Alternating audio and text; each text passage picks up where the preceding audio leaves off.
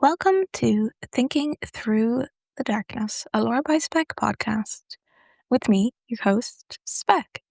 This is a podcast where we talk through all of the pre-production that goes into making the theories that you see on the Lore by Spec channel and its associated channels. Let's get the shilling out of the way first. If you haven't gone and subscribed and liked and commented on the videos on Lore by Spec on the YouTube channel, please go ahead and do that now. That's one of the best ways that you can support me. This podcast is also available anywhere that you can find podcasts. So if you are listening, if you could like the podcast and maybe leave a little review, that does wonders for the algorithm on the podcast side, which really helps. And if you want to help support this podcast, this is the only one that currently doesn't use free tools. And since it's a paid thing, if you have the means to contribute to this, the link for this is in my description for my Ko-Fi. This helps me keep the light on and pay for all of the things that go into making this podcast a quality project.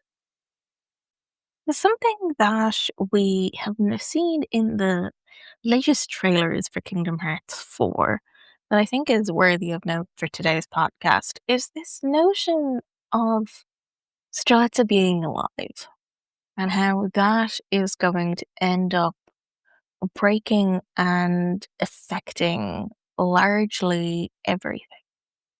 There's two sides of this that I think are going to be worthy of talking through as to whether Strelitzia herself is going to be a surrogate Kyrie in this instance of being the female representative portion of a trio, perhaps.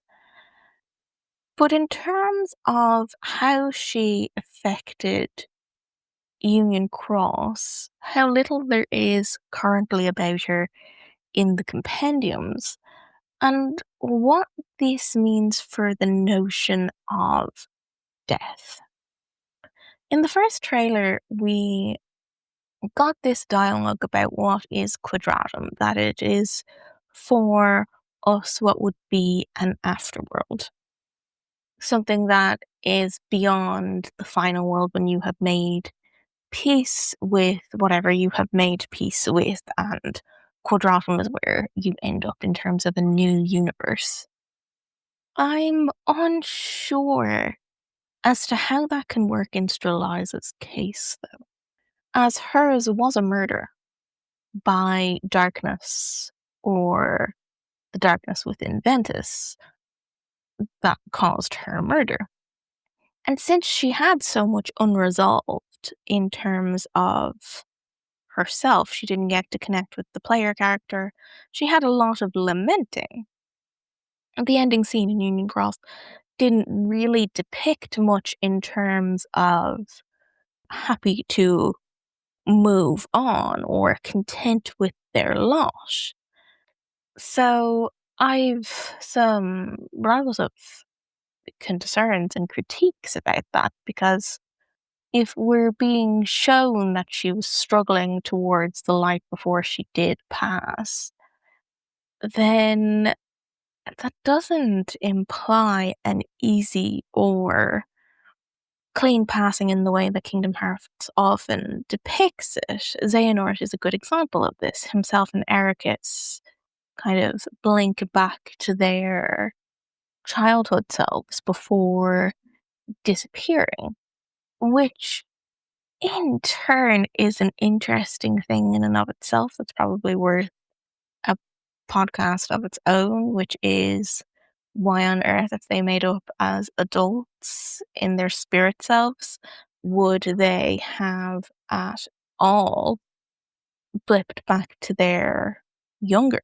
selves in order to pass on? It implies in many ways that they were dead in another strand of time well before the events of Birth by Sleep, which is an interesting conversation and an interesting thing to think about. Otherwise, why show them as light as their younger selves, something in that doesn't really tie in well with me. And Strelitzia has the same sort of connective tissue in that of if how she passed was arguably very violent and arguably without much peace, then it's sort of unreasonable to think that she would end up in Quadratum and that she wouldn't have just ended up in the final world. The reason why this kind of is so pointed to me is because when we talked to a lot of the other nameless stars within the final world, a lot of them have similar stories where they are just holding on largely out of spite or just things not being reconciled. So I have a hard time to believe that if random person X is stuck in the final world because of something completely unimportant, that something that could be as important to the story and the characters don't have the same reasons to stay in the final world. The reason why I think this will end up impacting 4 more than I think is that this isn't giving a new life, this is giving limbo. And what I mean by that is let's think about all the people who are currently present in Quadratum that we know of that would in some way or another shouldn't be there. And I'm putting shouldn't be there in heavy quotes. But Sora certainly would have clung to the final world if there were other ways to do so because he would want to stay with his friends.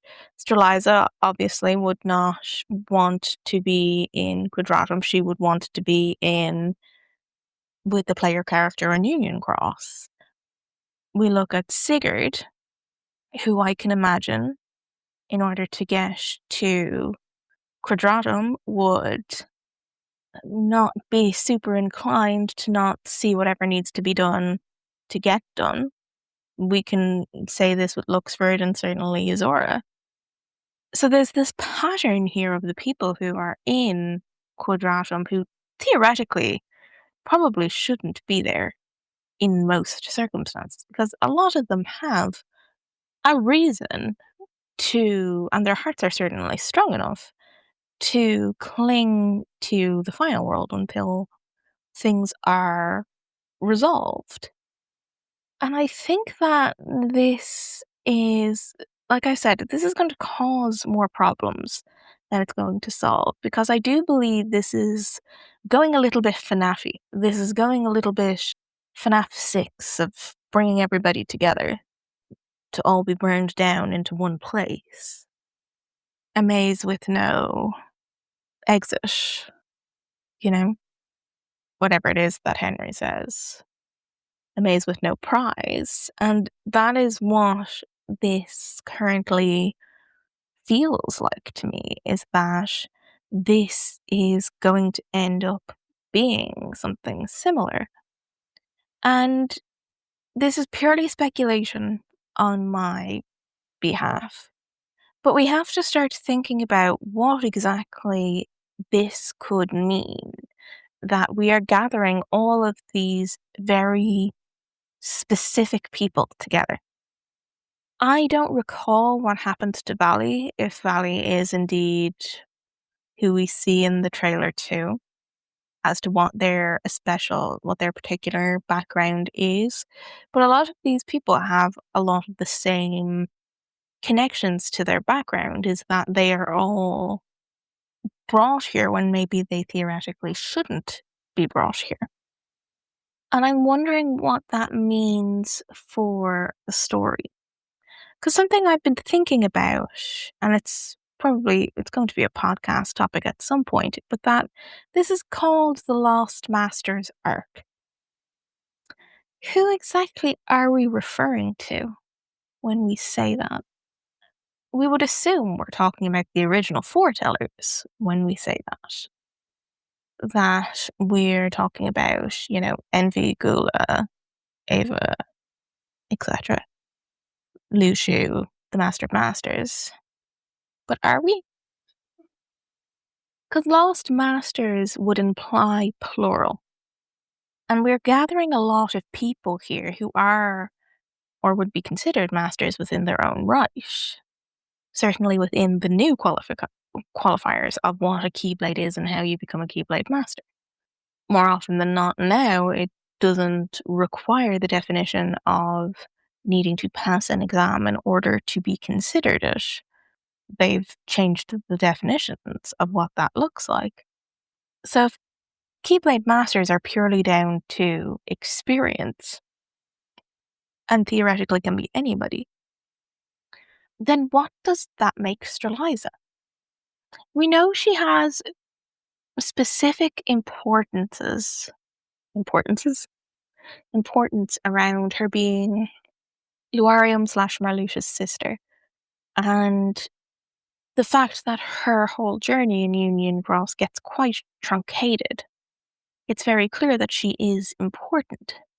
We're just not sure or given any sort of indicator as to why it gets curtailed quite quickly and quite definitively. But Darkness/Ventus, you know, rooted her out for a reason. When honestly, there could be far other more appropriate people to have been taken out of the Dandelion Foretellers. Strelitzia did not necessarily come across to me in Union Cross as weak. Lonely, yes. Weak, no. And I'm curious what it was that allowed Darkness/Sven to see her as being either an easy target or someone that they had to remove.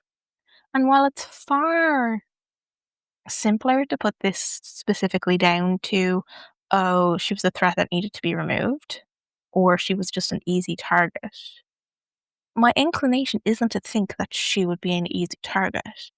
Keep in mind that murder had to happen in the dark. They didn't know that anybody was there.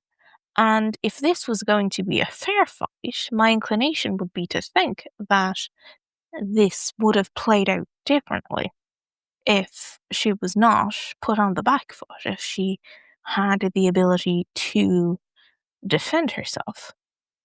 And I'm curious as to why her and why bring her here.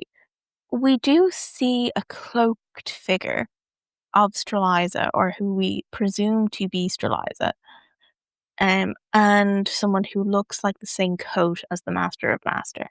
So it is reasonable to think that the Master of Master did bring her to Quadratum in order to act as a Dandelion 2.0, I guess, to get people to adjust to Quadratum and act as a guide in many ways. What we do know from the Master of Masters is that he does not pick his people idly. Everything that he has picked or defined or structured has been very deliberate, and he has chosen Strelitzia.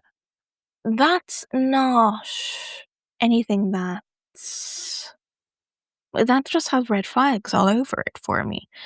This is not to say that she's complicit, right? In the overall, that she's a bad guy in this specific scenario. Because I don't think it's going to work out to be that simple. But I do think that it is important that she's there. That she specifically is there. She could have just been collateral from Union Cross and they could have just left it at that. That her walking away with a black coat could have just simply been more symbolism of passing over. It wasn't necessary for her to be in 4. But they're making a choice here. They're making a choice that she must be here. That she must, in many ways, be a linchpin in how all this works. Because all the players must be on the board for the next round. And my whole thing is, I can see where the others would tie in terms of pawns on the board, for want of a better expression. I can't see where she plays a role that would necessitate it being Strelitzia herself. And it's a complicated thing where she clearly has other things that are important that we just haven't gotten the information that we need or is required of us to know at this stage. But I do think we need to keep our eyes and ears open because certainly not everything with Strelitzia is as it seems. And if we're going to look at another triangle of essentially, Kyrie, Strelitzia, Shion, Naminé, where does she land in that trifecta of unknown person, witch, princess of heart? Where does Strelitzia lie in that kind of triangle if you were to move the dot around in that tree? Where does she land? I guess it's more frustrating to me that I don't understand the role she plays and that neither the character files nor the compendiums are willing to flesh that out specifically yet. This has been Thinking Through the Darkness, a Lore by Spec production with me, Spec. Thank you so much for listening. I really appreciate you taking the time to hang out with me today. Just as a reminder, don't forget, if you haven't followed the Lore by Spec YouTube channel, go ahead and subscribe. It's free there. If you haven't taken the time to review the podcast or dropped a like and a comment, those really help too. And if you ever feel inclined to help me keep the lights on over here, head to Ko-Fi, which is in my description, to help support the podcast. Once again, thank you all so very much for listening, and I will see you all next time.